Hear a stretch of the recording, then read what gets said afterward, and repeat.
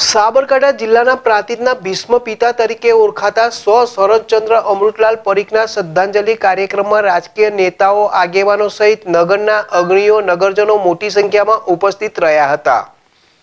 પ્રાંતિજ નગરપાલિકાના પૂર્વ પ્રમુખ નીરવભાઈ પરીખના પિતા અને પ્રાંતિજ ખાતે ધાર્મિક દેવસ્થાનો, ધાર્મિક સંસ્થાઓ, અબોલા પશુઓ માટે પાંજરાપોળ સહિત વિવિધ સંસ્થાઓ સાથે સંકળાયેલ સ્વર્ગીય શરદચંદ્ર અમૃતલાલ પરીખનો ટૂંકી માંદગી બાદ 84 વર્ષની ઉંમરે તેઓની ટૂંકી માંદગી બાદ અવસાન થતાં તેઓના મોતને લઈને પરિવાર, સગા સંબંધીઓ, નગરજનોમાં શોકનું મોજું ફરી વળ્યું હતું.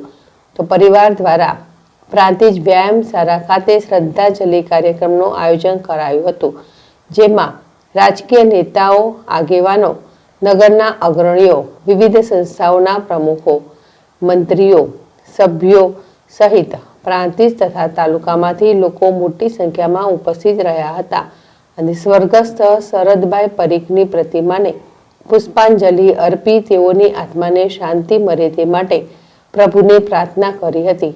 તો આ પ્રસંગે પ્રાંતિજ તલોદના પૂર્વ ધારાસભ્ય મહેન્દ્રસિંહ બારૈયા, નગરના અગ્રણી રહીશભાઈ કસબાતી, વેપારી મંડળના પ્રમુખ પુનેશભાઈ પરીખ, એ.કે. પટેલ, ડોક્ટર એન.કે. ડિરિયા, નૃપાંશભાઈ પટેલ, હર્ષદભાઈ રાવલ, હાર્દિકભાઈ બ્રહ્મભટ્ટ, કુશવભાઈ બ્રહ્મભટ્ટ, રફીકભાઈ સહિત વિવિધ મંડળના પ્રમુખો, મંત્રીઓ, સભ્યો સહિત પ્રાંતિજ તથા તાલુકામાંથી લોકો મોટી સંખ્યામાં ઉપસ્થિત રહ્યા હતા.